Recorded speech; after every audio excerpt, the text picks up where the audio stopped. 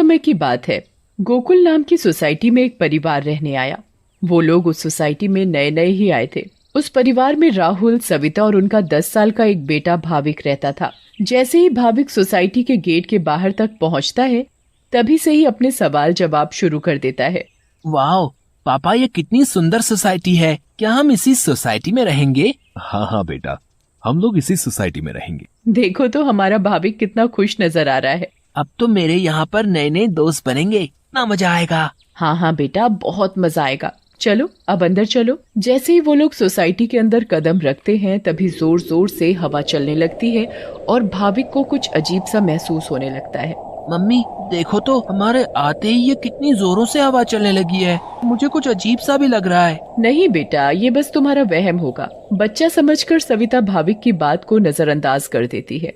वो लोग अपने फ्लैट पर पहुंचते हैं। चलो चलो, अब आप दोनों जल्दी से फ्रेश हो जाओ, सोने का समय हो गया है। हाँ, क्योंकि कल मुझे इंटरव्यू के लिए भी जाना है। भाविक, राहुल और सविता कमरे में जाकर सो जाते हैं। ऐसे ही चलते चलते उन्हें 1 महीना बीत जाता है। एक दिन राहुल का बॉस उसे ऑफिस के काम से सूरत जाने को कहता है। ये तो कितनी अच्छी खबर है। मैं ये बात सोसाइटी जाकर सविता और भाविक को बताऊंगा, तो वो दोनों भी बहुत खुश हो जाएंगे। राहुल घर जाकर ये बात सविता और भाविक को बताता है। सविता, ओ सविता, कहाँ हो तुम? तुम्हें एक खुशखबरी देनी है। अरे हाँ हाँ, क्या हुआ? इतना क्यों चिल्ला रहे हैं आप? हाँ पापा, क्या हुआ? आप इतने खुश क्यों नजर आ रहे हो? अरे खुश ना हो तो क्या करूं, बात ही ऐसी है। अब आप बताएंगे भी, क्या बात है? मुझे मेरी नौकरी की तरफ से सूरत ले जा रहे हैं। बहुत बड़ा प्रोजेक्ट है। अगर सब अच्छे से हो गया तो क्या पता वहाँ से आने के बाद मेरा इंक्रीमेंट भी हो जाए। अरे वाह, ये तो बहुत अच्छी खबर है। वाह पापा, आप तो सूरत जा रहे हो। मैं भी जाऊंगा, मैं भी जाऊंगा। बेटा, मैं तुम्हें अपने साथ नहीं ले जा सकता। और सविता, तुम मेरा सामान पैक कर दो। मुझे आज ही रात 12 बजे तक निकलना है। मैं बस कुछ ही दिनों के लिए जा रहा हूँ। सविता राहुल का सामान पैक कर देती है और राहुल उसे रात 12 बजे सूरत के लिए निकल जाता है। चलो भाविक, अब तुम भी जल्दी से दूध पीकर कमरे में सोने चलो। ठीक है मम्मी। सविता और भाविक अपने कमरे में चले जाते हैं। सविता तो सो जाती है, मगर भाविक को नींद नहीं आती। बहुत तेज बारिश होने लगती है। भाविक बालकनी में जाकर खड़ा हो जाता है और बारिश के मजे लेने लगता है। वाह, कितना सुंदर नजारा है। भाविक की नजर अचानक सामने वाले फ्लैट पर पड़ती है, तो वहाँ एक मोमबत्ती जल रही होती है। ये क्या है?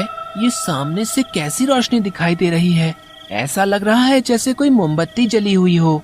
मगर जब से हम यहाँ आए हैं, तब से तो ये फ्लैट बंद पड़ा है। भाविक को फिर अचानक से एक औरत चलती हुई दिखती है। अरे ये औरत कौन है? कहीं यहाँ कोई भूत तो नहीं? मम्मी, मम्मी, भूत, भूत, मम्मी, मम्मी बचाओ, मुझे बचाओ। क्या हुआ बेटा, क्या हुआ? तुम इतना क्यों घबरा रहे हो? मम्मी, वो भूत, भूत। क्या बोले जा रहे हो तुम? ठीक से बोलो, मुझे कुछ भी समझ में नहीं आ रहा है। मम्मी, मुझे नींद नहीं आ रही थी तो मैं बालकनी में जाकर खड़ा हो गया और बारिश देखने लगा। तभी मैंने सामने के फ्लैट में जलती हुई मोमबत्ती देखी और एक औरत को देखा। नहीं बेटा, ये भूत वूत कुछ नहीं होता। ये तुम्हारे मन का वहम है। नहीं मम्मी, मैं सच कह रहा हूँ। नहीं बेटा, चलो अब सो जाओ, रात बहुत हो रही है।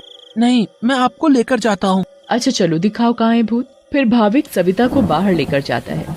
कहाँ है भूत? मुझे तो कहीं कोई नहीं दिख रहा। मम्मी देखो, वहाँ पर देखो, वो सामने वाले फ्लैट में। अरे बेटा, कुछ भी नहीं है वहाँ पर। नहीं मम्मी, मैं झूठ नहीं बोल रहा। अच्छा ठीक है ठीक है, चलो अब जल्दी कमरे में जाओ और सो जाओ। फिर वो दोनों कमरे में जाकर सो जाते हैं। भाविक, अब तुम्हें डरने की कोई जरूरत नहीं है। मैं तुम्हारे साथ सो रही हूँ ना, अब तुम आराम से सो जाओ। अगली सुबह भाविक सोसाइटी के दूसरे बच्चों से मिलता है। तुम सबके नाम क्या है? मेरा नाम पिंकू है। मेरा नाम सोनू है। और मेरा नाम गोली है। सारे बच्चे मिलकर पूरा दिन खूब मस्ती करते हैं। फिर रात में सारी औरतें सोसाइटी कंपाउंड में बातें करती हैं। तभी सविता रात की बात सारी औरतों को बताती है। दूसरी ओर भाविक और उसके सारे दोस्त लुका छुपी खेल रहे होते हैं। पिंकू गिनती करना शुरू कर देता है। तभी सारे बच्चे इधर उधर छिप जाते हैं, मगर भाविक खेल खेल में अपने फ्लैट के सामने वाले फ्लैट के दरवाजे तक पहुंच जाता है। उसे ये पता नहीं होता कि ये वही फ्लैट है जिसमें कल रात उसने एक औरत को जलती हुई मोमबत्ती के साथ देखा था। अरे ये दरवाजा तो खुला हुआ है और यहाँ तो कितनी सारी लाइटें हैं। चलो अब मैं जल्दी से इस घर में छिप जाता हूँ ताकि मुझे कोई ढूंढ ही ना पाए। वो जगह ठीक है, मैं उस कमरे में जाकर छिप जाता हूँ। भाविक जैसे ही उस फ्लैट के कमरे की ओर जाने लगता है, वैसे ही बाहर की सारी लाइट्स लुप लुप होने लगती हैं। ये क्या हो रहा है यहाँ पर? अचानक ये लाइटें लुप लुप कैसे होने लगी? भाविक इधर उधर देखने लगता है। तभी भाविक की नजर दरवाजे के ऊपर पड़ती है। ये दरवाजे के ऊपर क्या लिखा हुआ है? भूत! मम्मी, मम्मी बचाओ बचाओ! भाविक चिल्लाते हुए सोसाइटी कंपाउंड में जा पहुंचता है। अरे, ये आवाज तो भाविक की लग रही है। ये तो भाविक की ही आवाज है। भाविक की आवाज सुनकर सारी औरतें और आदमी कंपाउंड में जमा हो जाते हैं। तभी वो देखते हैं कि सामने से भाविक भागते भागते चला आ रहा है। मम्मी, मम्मी, वहाँ सच में वहाँ भूत है। क्या हुआ बेटा भाविक? हाँ बेटा, क्या हुआ? तुम इतने घबराए हुए क्यों लग रहे हो? हाँ बेटा, कुछ तो बताओ। कहीं तुमने फिर से सामने वाले फ्लैट में भूत तो नहीं देख लिया? भूत? भूत? कहाँ है भूत? मैं छुपने के लिए एक फ्लैट में चला गया क्योंकि उसका दरवाजा खुला हुआ था। मैंने वहाँ लिखा देखा। क्या लिखा देखा और कहाँ देखा? कि यहाँ से चले जाओ वरना मैं तुम्हें मार दूंगी। चलो बेटा, तुम हमें वहाँ लेकर चलो। हाँ, चलो अंकल, मैं आपको वहाँ लेकर चलता हूँ, आप खुद ही देख लेना। भाविक सभी लोगों को उस फ्लैट में लेकर जाता है। कहाँ लिखा है बेटा? अरे, यही तो लिखा था। चलो भाई, यहाँ तो कुछ भी नहीं है। बेटा भाविक, चलो अब चलो। सभी लोग भाविक को वहाँ से ले जाते हैं, मगर भाविक उस दरवाजे को देखते देखते चलता है। नहीं अंकल, मैं सच बोल रहा हूँ। हमें इस बच्चे की बात एक बार मान लेनी चाहिए और आज रात मिलकर सोसाइटी पर नजर रखनी चाहिए। हाँ, आप सही बोल रहे हो। क्या पता ये सब सच हो। तो ये तय रहा कि आज रात हमारे पति सोसाइटी की देखभाल करेंगे। उस रात 3 आदमी सोसाइटी के गेट पर खड़े रहकर सोसाइटी की देखभाल कर रहे थे। मुझे जरा बाथरूम जाना है, मैं बस अभी जाकर आता हूँ। हाँ ठीक है, तुम होकर आओ। क्या हुआ जी? गुड्डू को बहुत डर लग रहा है और वो बोल रही है कि आप ही उसे सुलाएंगे, तो आप जरा ऊपर आकर उसे सुला जाएंगे? ठीक है, अभी आता हूँ। दूसरा आदमी पहले आदमी से बोलता है। मैं जरा अपनी बेटी को सुलाकर आता हूँ, उसे डर लग रहा है। अब सोसाइटी के दरवाजे पर सिर्फ रमेश यानी तीसरा आदमी ही बचता है। कहाँ रह गए ये दोनों? वो आदमी इधर उधर घूमता रहता है और अब उसे भी अकेले डर लगने लगता है। तभी उस आदमी को किसी औरत का साया दिखता है। उसके लंबे खुले हुए बाल और पायल की छम छम आवाज। चुड़ैल, बचाओ बचाओ, चुड़ैल। फिर अचानक वो चुड़ैल उसके सामने आ खड़ी होती है और आदमी बहुत तेज चिल्लाता है और वहीं बेहोश हो जाता है। अरे, ये चिल्लाने की आवाज किसकी आई? हाँ, आवाज तो मुझे भी आई। चलो चलकर देखते हैं।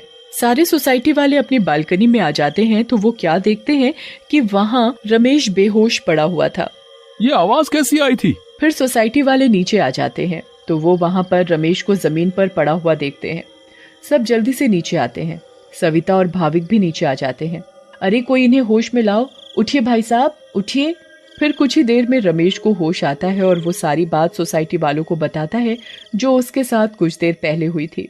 तभी सोसाइटी में अजीब सी आवाजें आने लगती हैं। मम्मी, देखा ना, मैंने बोला था ना कि भूत है। हाँ बेटा, तुम सही कह रहे थे। तभी सोसाइटी के बीचों बीच धुआं उठने लगता है और वहाँ वो चुड़ैल आ जाती है। कौन हो तुम और क्यों हमें इतने दिनों से परेशान किया हुआ है? हाँ, बताओ, क्यों तुमने इतने दिनों से इन लोगों को परेशान किया हुआ है? हम भी तो इसी सोसाइटी में रहते हैं। तुमने कभी हमें तो परेशान नहीं किया, तो इन लोगों को ही क्यों? हाँ, बोलो बोलो। तुम्हारी वजह से मैं कितना डर गई थी। बताती हूँ, सब बताती हूँ। कई सालों पहले जब मेरी शादी हुई तो मैं और मेरे पति रवि सविता के सामने वाले फ्लैट में रहने आए। हम बहुत खुश थे, पर अचानक मेरी माँ की तबीयत खराब होने की वजह से मुझे कुछ दिन के लिए यहाँ से जाना पड़ा। और तभी सविता के फ्लैट में एक बहुत सुंदर लड़की रहने आई। रवि उस लड़की को पसंद करने लगे थे और वो लड़की भी। उस लड़की को ये बात नहीं पता थी कि रवि शादीशुदा है। मैं जब वापस आई और मुझे ये सब पता लगा तो मैंने रवि को समझाने की बहुत कोशिश की, बहुत लड़ाई की, पर वो नहीं माने। रवि मुझे छोड़कर उस लड़की से शादी करना चाहते थे और एक दिन रवि और वो लड़की चुपके से अचानक कहीं चले गए। मैंने उन्हें ढूंढने की बहुत कोशिश की मगर वो मुझे कहीं नहीं मिले। और एक दिन मैंने उन दोनों को बाजार में साथ देखा। उन दोनों ने शादी कर ली थी। मैं भागते हुए घर आई और ये बात मुझसे बर्दाश्त नहीं हुई और उसी रात मैंने फ्लैट से कूदकर अपनी जान दे दी। और उस दिन से इस फ्लैट में किसी को रहने नहीं देती जिसमें सविता और उसका परिवार रहता है।